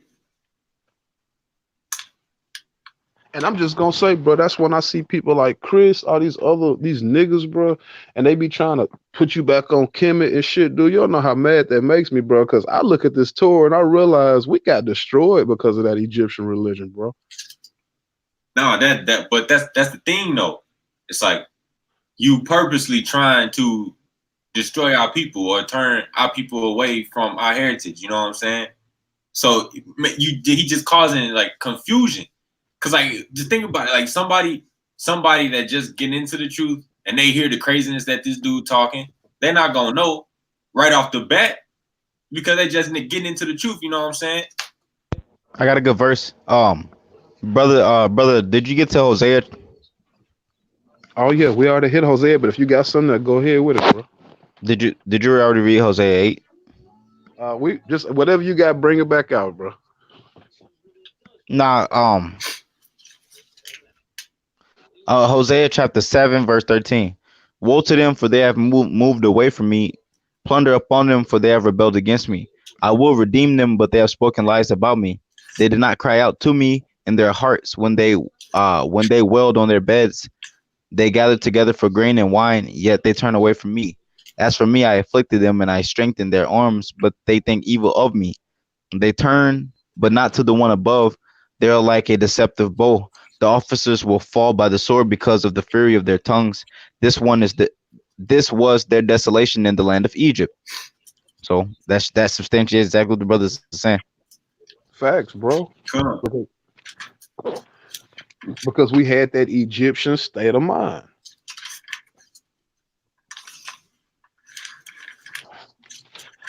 Like I said, bro, I don't get it, bro. You know, it seems like it's wrote right here in front of us, you know, but it's like it's so hard to grasp. Hold on, here you go, right here. It's Hosea 8, verse 11. Hold on. Oh yeah, Hosea 8, Hosea 8, verse 9. For they ascended to Assyria like a wild donkey on its own. On its own, Ephraim has paid tribute for friendship. Although they Hey, read that again, bro. paid Read that tribute. Verse 9. For they ascended to Assyria like a wild donkey on its own. Ephraim has paid tribute for friendship. Although they pay tribute to the nations, now I will gather them. But first they will be humbled somewhat by the burden of the king and officers. For Ephraim has increased the number of altars to sin, even though he had altars to sin. I wrote for them the great principles of my Torah, but they were regarded as something alien. You know what I'm saying? So he rather had them altars, you know what I'm saying, or prayer to them false idols, rather than, you know what I'm saying, keep Yahweh Tarawah. And he clearly went to Assyria on his own consent. Not lost. Not lost. But he paid for friendship. Come on. Israel gonna have to get this through their head sooner or later, y'all. But that whole north, that whole lost tribes of Israel, bro. That's how everybody's been able to go around and say we the real Israelites. I should have read from verse 1. Hosea 8, verse 1. To your palate put a shofar. The enemy swoops like an eagle upon the temple of Yahweh, because they have violated my covenant and they have rebelled against my Torah. To me, Israel should cry out, my God, we acknowledge you. Yasharal has forsaken the benevolent one, so the enemy will pursue him. They enthrone kings, but not from me. They ordain officers, but I did not know. From their silver and gold they made idols, for it to be eliminated. Your calf has forsaken you, Samaria. My anger burns against them. For how long would they be incapable of cleansing? For it is from Israel a craftsman made it, and it is not a god, for the calf of Samaria will be splinters. Facts, bro. I'm gonna say, hey, how much more we're gonna have to bring out and just show it's a myth, bro. Ephraim went on his own accord. He's doing trade with Assyria. He's buying friends in Assyria. He's not lost. He might be out having a good time, but he is nowhere as lost. Obviously, Ephraim and Manasseh, obviously they tried to get right. They was back in the land with Hezekiah. I mean, I don't know what's so hard about this, y'all. I ain't talking to y'all per se, but I don't know what's so hard about this. When you keep hearing people say lost tribe, that's the people who keep you stupid. Because you will believe that and not even get deep into your book to realize that's a hoax. Because I mean, it said, he did it foolishly. It makes a point to say that, you know what I'm saying? Like even Hosea 7, verse 11. Ephraim was like a foolish dove with no understanding. They have called to Egypt. They have gone to Assyria. You know what I'm saying? So it's like, thank you. Every time you look at Assyria, they killed all the Israelites and cut them to pieces and bullshit, man. Man, some of us were Confederate with them people. No, the Syrians, like when people say stuff like that, they think of like the Babylonians. Thank you, bro. Thank you. It's called anachronism. They're misidentifying a place for another place based off a time and an agenda. The Syrians, we fought against the Syrians, kind of like how we fought against some of the tribes of the Canaanites. They would have the upper hand, and we would have the upper hand. They would have the upper hand, and we would have the upper hand. You know what I mean? So the Babylonians came out and they came out of essentially nowhere and wiped us out entirely. They came and they just swept the whole area. You know what I mean? Like the Assyrians, we will have like battles with these people. But it wasn't like necessarily totality like Babylon. Babylon came against us. The Most High brought them against us to destroy us, specifically to destroy us, like specifically to get rid of everything. But Assyria, we fought against them. You know what I mean? Like sometimes, but we were taken into captivity by them. But Assyria Assyria. If I'm not wrong, this didn't Assyria become Media Persia? Nah, when Ashkenazi got into Babylon through trick and through Midas, they would come back and they would destroy Assyria, and Assyria would escape forever. And Assyria tried to escape into Egypt, just the way this Torah said. But in history, they have it wrote up called the Sack of Thebes. But truly, it's not the Sack of Thebes. This would be Assyria trying to get away from the same people that we was getting away from. And if the brother want a screen share, Davion, if you want a screen share, you, man, definitely please pull that up, the Sack of Thebes. And it's going to clearly tell you that the Assyrians came into Egypt, but they don't have it wrote up in history right. They're going to make it seem like, oh, they came in there to kill everybody. No, they was on the run just like us. You said pull up what? My bad. I was about to go grab some food. If you can screen share, pull up Sack of Thebes. All right. But no, the truth is, it was Babylon that pretty much came in and took over all those places like that. Thank you. Thank you, bro. Thank you. And what they've been doing is putting all the heat on Assyria, so we won't study this whole Assyrian scenario and realize, hey, we was now. You know what? Let me get that from the Torah. Let's let the Torah speak. Is it Thieves or Thebes? Or would it be Thebes with a B. Thebes. Okay. Let me get the Torah. So let's let the Torah speak. That's gonna be Second Chronicles. And I'm sorry, I was just right here, but I didn't read this part. That's gonna be Second Chronicles, chapter 30. King of Houses, Confederation perform. Yeah. Go ahead, read what you got, bro. It just say the Sack of Thebes. In October 336, King Philip of Macedonia was killed in the theater of Ag by Pausanias. One of his bodyguards and his son Alexander became king. Immediately, the Greek towns wanted to get rid of the Macedonian domination, but Alexander was able to prevent this. In the winter in 335, he campaigned in Thrace and Illyria. Late in the summer, a false report about Alexander's death. Oh, here you go. Hold on. I think you might have you got Sack of Thieves, but you might have a different time frame. Okay. I'm gonna pull it up.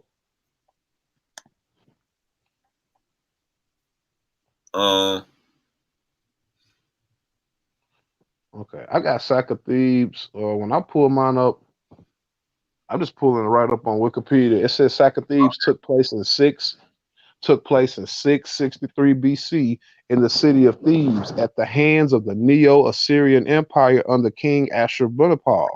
Then the war with the Kushite 25th dynasty of Egypt under Ptolemy, long after the struggle of control of the Levant had started in 705 BC. Let's stop. Let's go to 2 Kings chapter 18. And I'm going to show y'all this people in history. Go to 2 Kings chapter number 18. And if somebody could, let me see. What was that? No. 2 Kings chapter 19. I'm sorry. If y'all could, somebody could, can you get verses 6 through 9? 2 Chronicles 19, 6. Oh, you said 6 through 9? Mm-hmm. Verse 6. He said to the judges, take care in what you do, for it is not for man's sake that you judge, but for Yahweh's. And he is with you in the matter of judgment. So now let the fear of Yahweh be upon you. Be careful when you act, for with Yahweh our God there is no corruption, nor favoritism, nor acceptance of bribes. Also in Jerusalem, Yahweh Shaphat stationed some Levites and Kahanayam and some of the family heads of Israel to attend to Yahweh's judgment and to quarrels, and they returned to Jerusalem. He commanded them, saying, thus shall you act, with fear of Yahweh, with trust, and with sincere hearts. Okay, hey, look at the top of your page. Where you at? 2 Kings chapter 19? Yeah. Okay, hold on. 'Cause I'm in the KJV. Hold on. Oh, no, oh, my bad, my bad. I was I just know. I know. It's okay. that's my fault.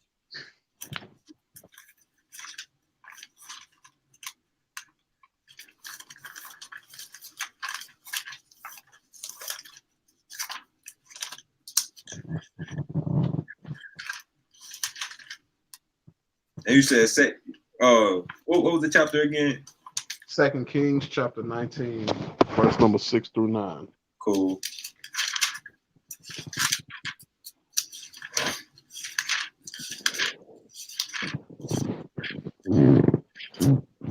Fuck, this is my bad. Um, verse 6. And Isaiah said to them, thus shall you say to your master, thus said Yahweh, do not be frightened by the words that you have heard, by which the attendants of the king of Assyria have blasphemed me. Behold, I am instilling a desire with him. He will hear a report and return to this land, and I will strike him down by the sword in his own land. Rabbi Shaka went back and found the king of Assyria fighting because Rabbi Shaka had heard that he had journeyed from Lachish.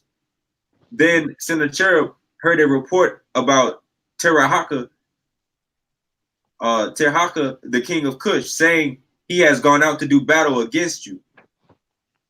Okay, stop right there. Now read. Now look at that sack of thieves and read that first paragraph. The sack of Thebes took place in 663 BC in the city of Thebes at the hands of the Neo-Assyrian Empire under King Ashurbanipal. Then at the war with the Kushite 25th dynasty of Egypt under Tatamani, after a long struggle for the control of the Levant, which had started in 705 BC, the Kushites had gradually lost control of Lower Egypt, and by 665 BC, their territory was reduced to Upper Egypt and Nubia, helped by the unreliable vassals of the Assyrians in the Nile Delta region. Tantamani briefly regained Memphis in 663 BC, killing Necho the first of Sais in the process. Okay, let's keep going. Hold on. Can somebody get Jeremiah 46? Somebody else get Second Chronicles. I think it's chapter 35.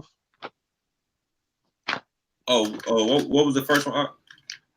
The first one was Jeremiah 46. All right. Into Second Chronicles.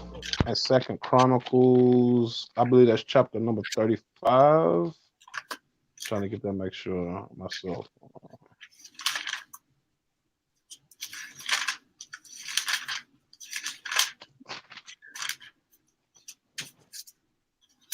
Well, you know what?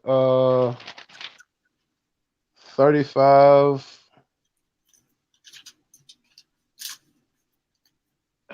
35, I'm gonna say 18 through 25. And then that Jeremiah 46, that's gonna be, I think you can get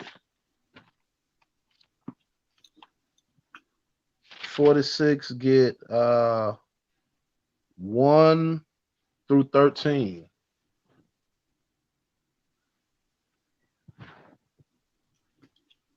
You said Second Chronicles chapter 35, verse 18 through what?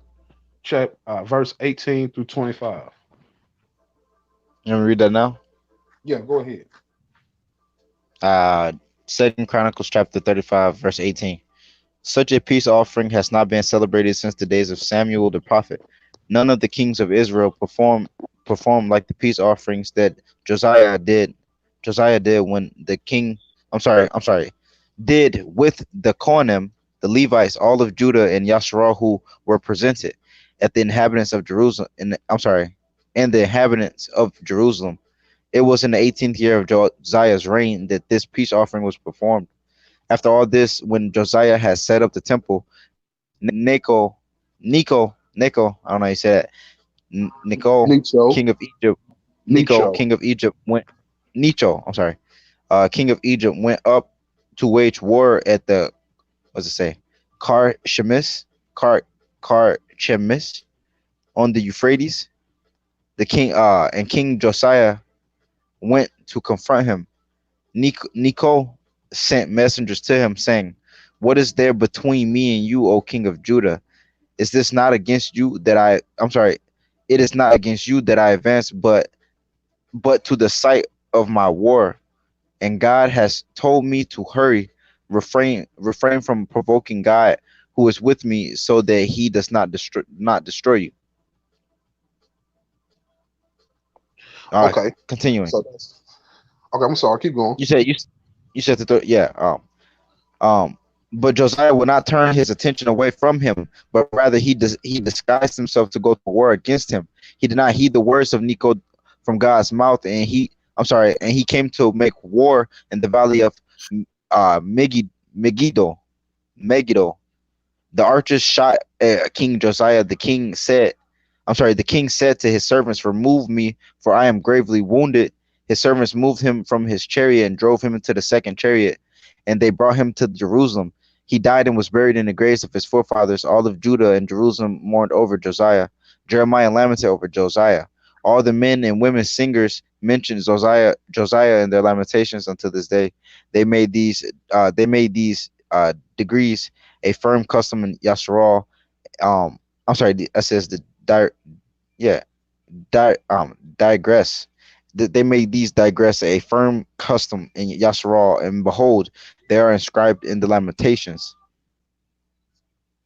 And that's up to verse 25. All right, Davey. I'll go I'll ahead and get continue in what you verse got. 26 then. Okay, go ahead. Oh, verse 26. I just finished the chapter, might as well. The rest of the deeds of Josiah and his kindness, in accordance with what is written in the Torah of Yahweh, and in the earlier and later deeds, behold, they are recorded in the book of the kings of Yasharal and of Judah. Okay. And you said Jeremiah 46. What verse? No, to be honest, start at verse number 14. All right. Verse number 14 and go down to 23. All right. Verse 14. Proclaim it in Egypt. Make it heard in Migdol. Make it heard in Noh and Taphani. Say, stand erect and prepare yourself, for the sword will devour all your surroundings. Why are all your warriors swept away? None could stand, because Yahweh thrust them down. He caused much stumbling. Indeed, each man fell against his fellow, and they said, "Arise, and let us return to our people, and let the land of our birth, and the land of our birth, from before the sword of the oppressor." The Chaldeans called out there, "Pharaoh, the blustery king of the king of Egypt, and let the appointed time go by. As I live, the word of the king, whose name is Yahweh, Zabewat, the master of legions, I swear that, like Tabor among the mountains and Carmel by the sea, so shall Nebuchadnezzar come. Make yourself gear for exile, O daughters who dwells in Egypt, for North shall be a desolation, and a wasteland without an inhabitant. Egypt Egypt is a beautiful calf, but a slaughterer from the north is surely coming. Even its even its mercenaries within it are like fatted calves, for they too have turned and fled together. They did not stand, for the day of their tragedy has come upon them, the time of their accounting. Egypt's voice will travel like a snake's, for the Babylonians will come against them with an army. They arrive against her with axes like woodcutters. They will cut down her forest, the word of Yahweh, for they are beyond calculation, for they are more numerous than locusts, and there is no number for them. The daughter of Egypt shall be humiliated, delivered into the hand of the northern people. Okay, if you would, bro, jump back to Jeremiah 44 and read verse number 1, and that's going to confirm all of those places that Nebuchadnezzar went into Egypt to get us. Come. Jeremiah 44, verse 1. The word that came to Jeremiah concerning all the Yahweh, which is the word that's used, not Jews, Right. who were living in the land of Egypt, who were living in Migdal, in Taphanes, in Noph, and in the land of Pathros. Okay, there you go. So clearly we had ran into Egypt. We had no intention to fight these people. Now I'm gonna go to Chronicles, Second Chronicles, chapter number 36. And we read all this before. I think it's probably gonna make a little bit more sense now. And I'm gonna start at verse number 11. It says Zedekiah was 21 years old when he became king, and he reigned for 11 years in Jerusalem. And he did that which was evil in the eyes of his Elohim, and he did not humble himself before Jeremiah the prophet, who spoke for Yahweh. So this is the same time frame. The same time frame is the last book of Chronicles. And then when you look in the last book of Kings, what does it say? It said we all got up and left Africa, Egypt, from not fighting the Chaldeans.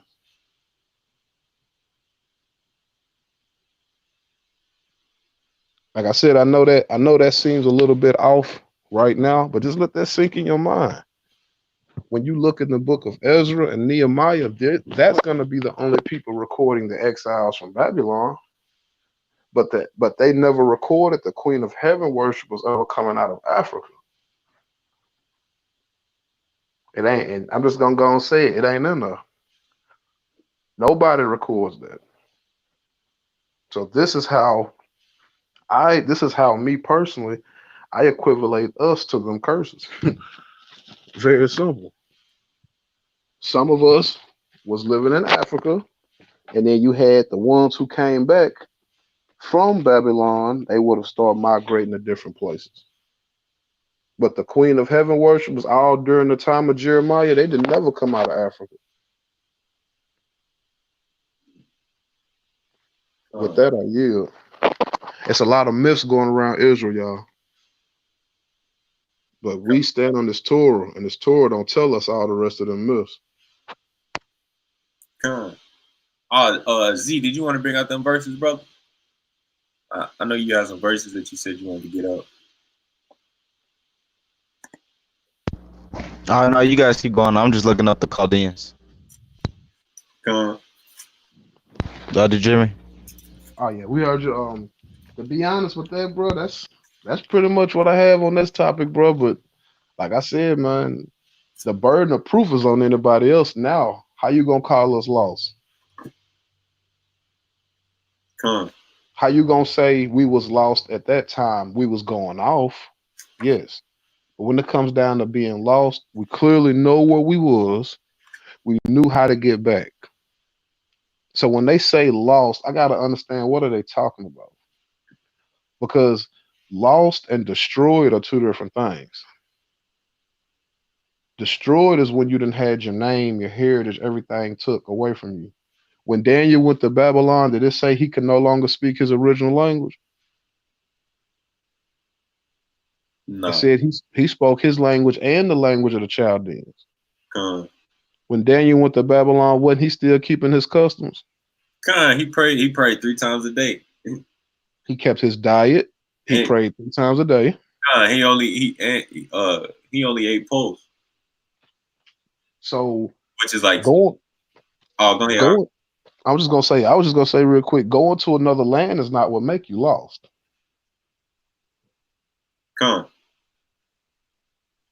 Like I said, man, let this all sink in and really meditate on this, y'all. Y'all gonna realize the more and more you hear people say lost tribes, you're gonna be like, bro, that's a myth, bro. Because remember, that would only have been said, you would only call a lost tribe in the New Testament. Saying exiled is more accurate. Right. Absolutely. That's a more accurate, right. But we got exiles coming home. So are these exiles, or you see what I'm saying? Like, is this kidnapping situation? But and let me go back. Let me say this. I think I want to get this verse. I think this makes it more more understandable. I'm gonna go back to Second Chronicles. I'll be right back, y'all. Gotcha. Because I think this pretty much gonna be one of my last ones. That's Ephraim. Okay, it says Hezekiah, the Second Chronicles chapter 30. Hezekiah then sent word to all of Israel and Judah, and also wrote the letters of Ephraim and Manasseh to come to the temple of Yahweh in Jerusalem to perform the Pasch offering to Yahweh, Elohim of Israel. For the king and his officers and all the congregation had conferred and decided to perform the Pasch offering in the second month, for they had not been able to perform it properly time for the Kohen had not yet sanctified themselves in sufficient numbers, and all the people had not been gathered in Jerusalem by then.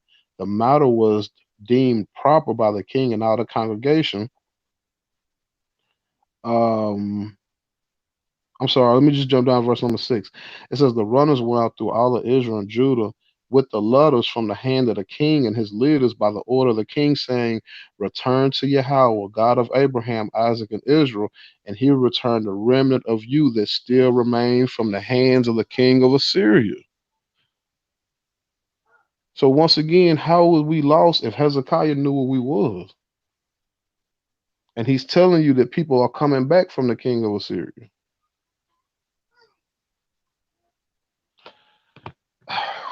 Like I said, man, it's a difference between Torah and myth. And what these dudes out there screaming on them corners is myths, bro. And you'll go talk to a camper. You might go talk to somebody tomorrow, and they'll actually try to convince you up and down that you was lost. You wasn't even in the land. You was already exiled. And it's a lie. It's a myth. And with that, I yield.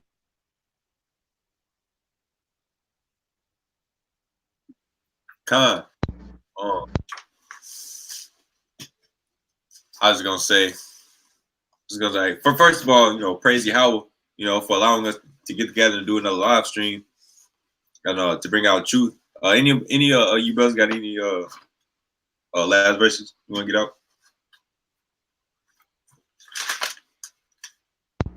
out? Khan, just give me a second. I got you. But hold on, let me see. I got a verse. It's gonna be in the language in Genesis. That the word shayak actually, shows up in Genesis. Shayak means to contemplate or to meditate. But it also means like shrubbery. You know what I'm saying? So hold on, bear with me. I'm gonna go to Genesis. Hold on. What was it? Genesis.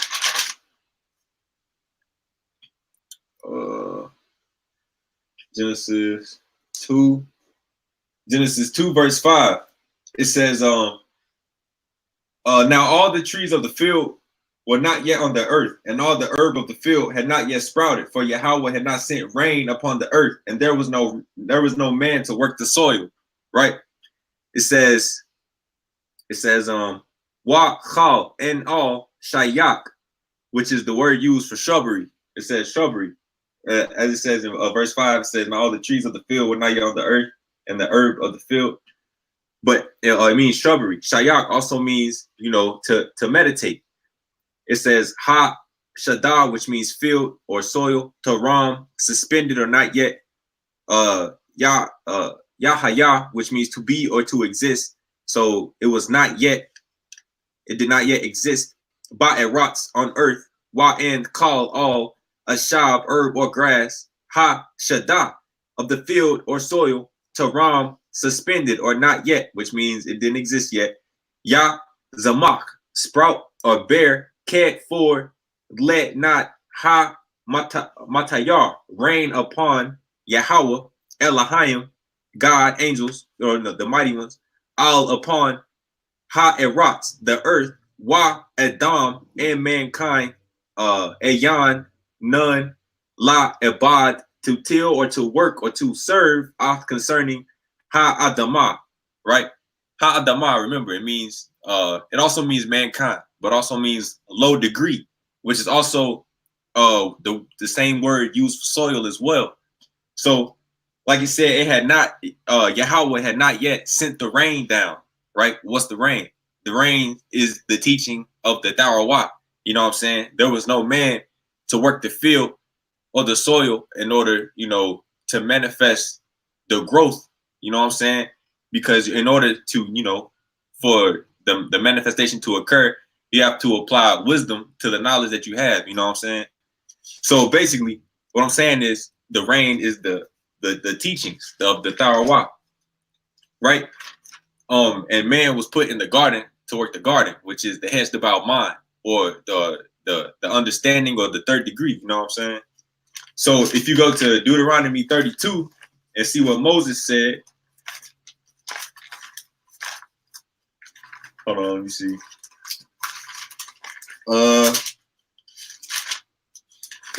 Deuteronomy 32. It says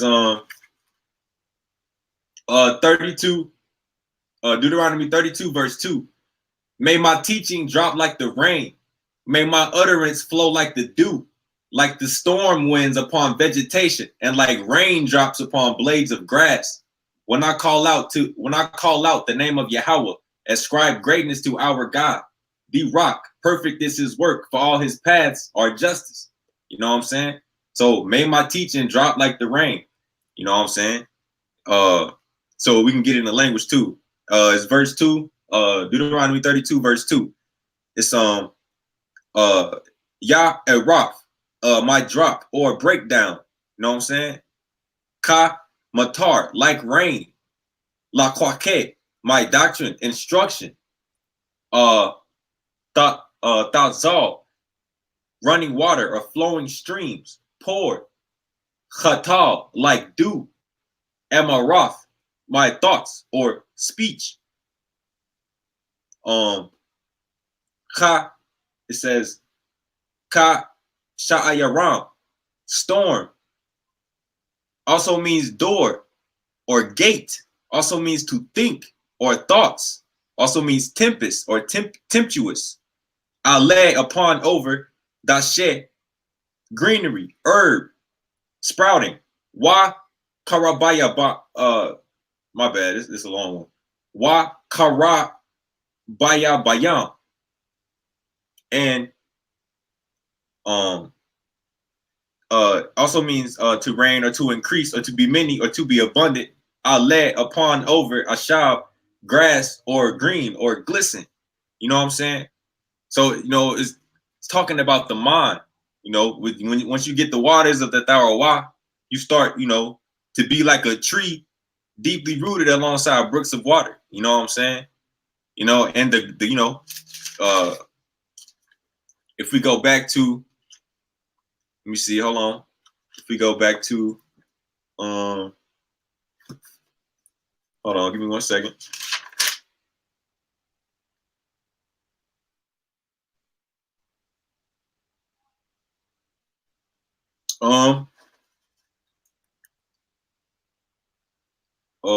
Give me 1 second.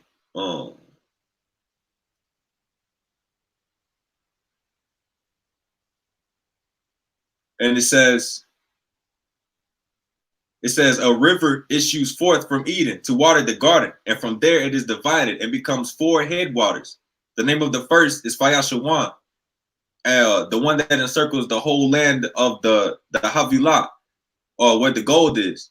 The gold of that is the good. The Betalak is there, and the Shoham stone. The name of the second river is the Gehon, the one that encircles the whole land of Cush. The name of the third river is the Hadakal, the one that flows toward the east of Assyria, and the fourth river is the Euphrates. You know what I'm saying? So, like, the garden is, you know, they're hedged about, or the protected mind state. You know what I'm saying? So, you know, it's, you know, it's the water is like on 4 sides. It issues forth from the Garden of Eden. You know what I'm saying? So, and it cuts off into 4 headwaters. You know, which is, you know, 4 sides, which is, you know, like the cube. You know what I'm saying? It just, man, I'm just saying, like, if these dudes actually studied, you know, and was sincere and gave, yeah, all praises to Yahweh, you know what I'm saying? You know what I'm saying? Instead of trying to cause confusion, you know, amongst Yasharal, it's just, you know what I'm saying? They will be in a totally better place. But since you know, they angering Yahweh and they going against Yahweh and blaspheming. It's just just Yahweh just breaking them down bit by bit. But that's all I wanted to say. Throw it out for the brothers coming on the panel and everyone who's watching. And it's always good to get more truth out to Yasharal. And praise Yahweh Akkad. Yahweh Khan. Khan. Hey, Khan. Great. That's a great not passage, but that's a great teaching there, brother. It's I find it real intriguing and real cool that you're able to translate the language like that. But I wanted to get to Deuteronomy chapter I think 31. Let's see.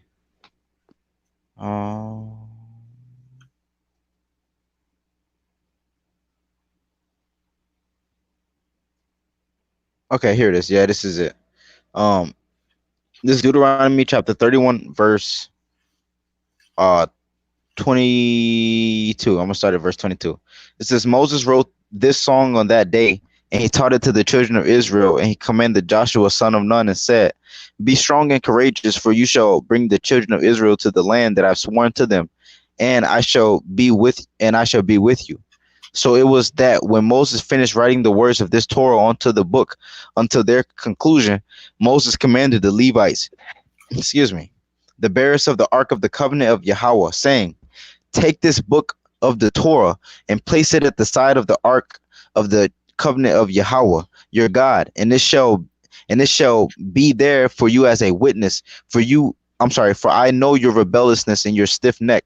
Behold, while I am alive today, behold, while I am still alive with you today, you have been rebels against Yahweh, and gather to me all the elders of the tribes and the officers, and I shall speak these words into the ears and call heaven and earth to bear witness against them. For I know that after my death you will surely act corruptly, and you will stray from the path that I have commanded you, and evil will befall you at the end of days if you do what is evil in the eyes of Yahweh, to anger him through your handiwork. Moses spoke the words of this song to the ears of the entire congregation of Yasharal until their conclusion. Chapter 32, verse 1. It says, give ear, O heavens, and I will speak, and may the earth hear the words of my mouth. May my teaching drop like the rain, and may my utterance flow like the dew, like the storm winds upon vegetation, and like raindrops upon blades of grass. When I call out the name of Yahweh, ascribe greatness unto our God, the rock. Perfect is he, for all his paths are justice, a God of faith without iniquity. Righteous and fair is he. Corruption is not his. The blemish is his children's, a perverse and twisted generation. Is it to Yahweh that you do this, O vile and unwise people? Is he not your father, your master? Is he not created you and formed you? Remember the days of yore. Understand the years of generation after generation. Ask your father, and he will relate it to you, your elders, and they will tell you. When the Supreme One gave the nations their inheritance, he separated the children of man, and he set the borders of the peoples according to the number of children of Israel. For Yahweh's portion is his people. Jacob is the measure of his inheritance. So I wanted to pretty much get that out there to pretty much show the people that it was told to us from the beginning. Moses laid out the Most High gave Moses the entire interpretation. He gave him the entire vision, so it's good that we have the other prophets. It's good that we have the other writings, but they only substantiate Moses. You know what I'm saying? So in all truth, we need to get ourselves back in the Torah. You know what I'm saying? And that's just the truth. And become more better and more acclimated with our history, with our heritage. So keep the Torah as the apple of your eye. You know what I'm saying? And it'll support you. So I just want to say shalom to all the brothers and sisters that came to see, and shalom to the brothers on the panel. I'll make sure that I share this to the page. I hope people see it and click on it, because people don't seem like they check out the page enough. I always try to tell people, it's like all the videos that all the brothers post, I share them on the missing something, you feel like you didn't see something, you feel like you missed something, or if you just want to become updated, just go to the page, check out the timeline, update it every day. brothers are posting videos almost every day. You know what I mean? So shalom to all the brothers and sisters that who came and watched, and I hope that this was able to edify some people and you know bring some people back to the Torah. Shalom. Shalom. I want to definitely get this last one out, and that's just going to be Deuteronomy 32. I'm going to start at 28. It says, "For they are a nation bereft of counsel, and there is no discernment in them. Were they wise, they would comprehend this. They would discern it from their end. For how could one pursue 1,000 and two cause a myriad to flee, if not for their rock had sold them out, and Yahweh had delivered them? If for not for not like our rock is their rock, yet your enemies judge us. For their vineyard is from the vineyard of Sodom, and the fields of Gomorrah, and their grapes are the grapes of Gaul. So clusters of bitterness were given to them. Serpent's venom is their wine and their poison. Is it not revealed with me, sealed in my treasuries?" With that, I want to say all praise to you. How, like the brother said, Moses laid it all out for us. We had a choice, and I guess the greater topic here is that we have to keep our Torah. We have to study it thoroughly, contemplate thoroughly, and the myths have to stop. With that, I want to say Kahala Yahweh, Halalawaya Yahweh, Shalom. Khan, Yahweh Khan. I just want to say one more thing. It's like the brothers just read, you know what I'm saying? And even like it says in Deuteronomy 32, like let my teachings drop like the rain. It's like what did Yahweh show him? What did Yahweh give him? The 10 Commandments, you know what I'm saying? What he gave Yahweh, Yahweh gave him the, you know what I'm saying? He teaching from the Torah. So it's like, you know what I'm saying? Our people need to come back to the Torah. You know, that's where he was instructing the people, to the elevation of, the spirit, getting, Yahweh meets you in the mind. You know what I'm saying? It's not an outward thing. The I want to add that to what you said. This for everybody who would even hear this. Get out of the melanin doctrine and come back to the spirit. Very simple what the brother's saying. Get out of them other foolish doctrine. Melanin ain't gonna save you. Come back to the spirit. That's gonna save you. Con. As like in Ezekiel, it say Yahweh will renew your spirit. He will remove the heart of stone and place within you a heart of flesh. What's the spirit? Rawat. The spirit in the mind. You know what I'm saying? The heart of stone. That the people was worshiping, the idols of wood and stone. You know what I'm saying? He placed within you a heart of flesh, which is, flesh, which means the Bashar or the good news, which is the Tarawah. You know what I'm saying? So, and man, it's just our people just need to get out the folly.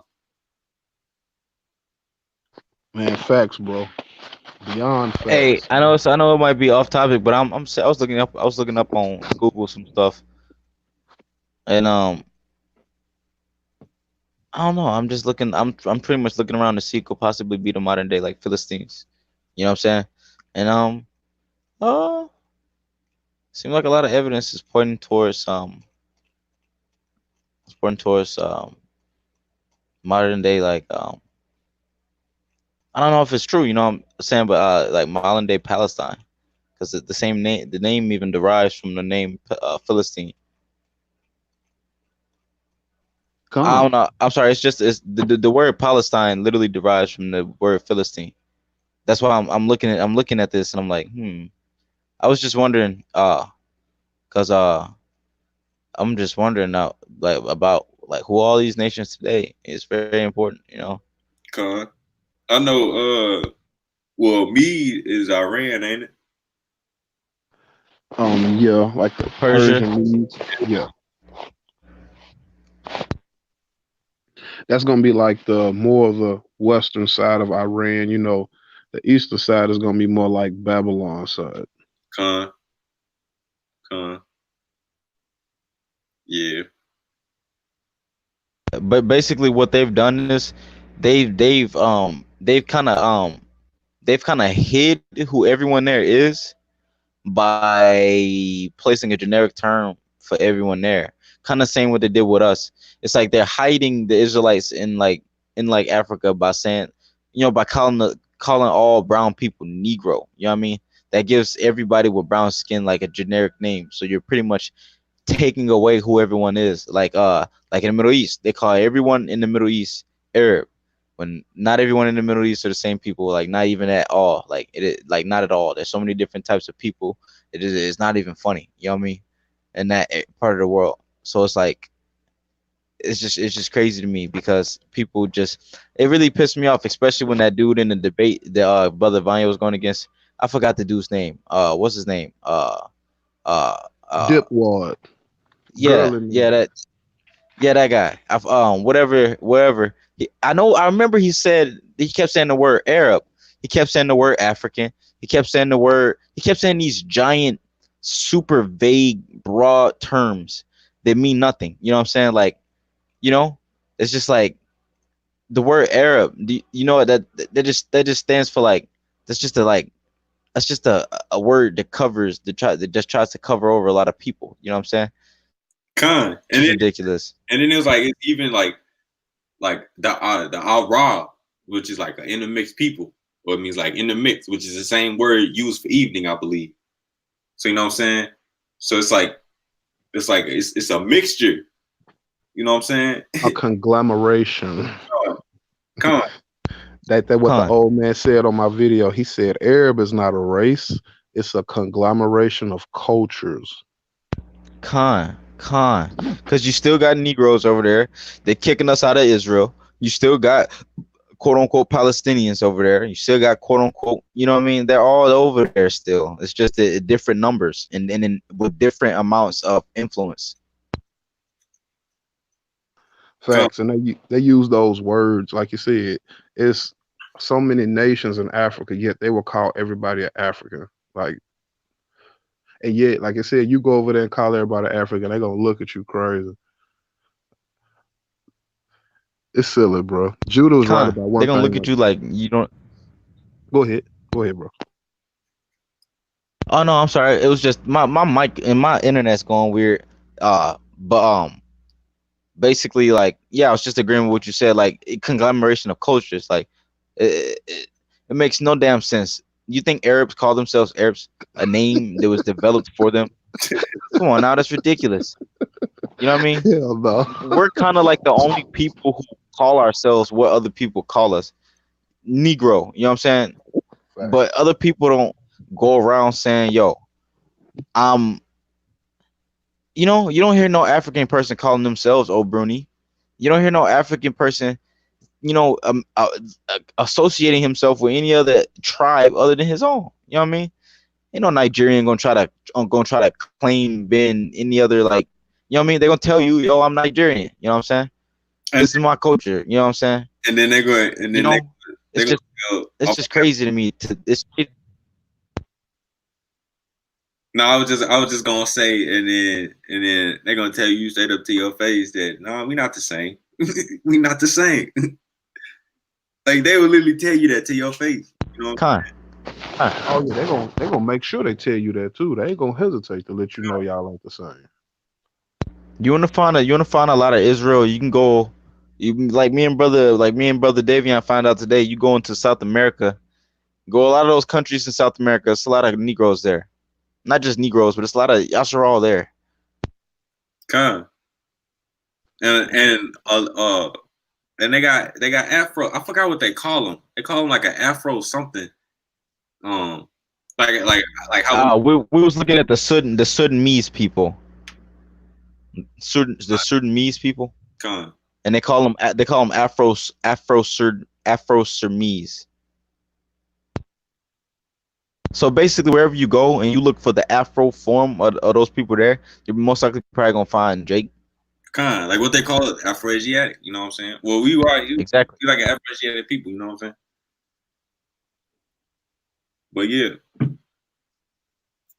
yeah, I'm gonna go ahead and call it a night, y'all. Shalom to all the Torah keepers out there. You know, always keep faith in Yahweh. You know what I'm saying? Yashra, get out that idolatry. The Torah is life. It's our heritage. You know what I'm saying? Just come back to Yahweh. You know what I'm saying? Because that idolatry ain't gonna help you in any type of way. It's just destroying the minds of our people. You know what I'm saying? So, but yeah, shalom to all the brothers on the panel. Thank you for coming on, and all the brothers and sisters who tuned in. But yeah, all praises to Yahweh. Halal wa ya, barakatah Yahweh. Shalom. Shalom, Israel.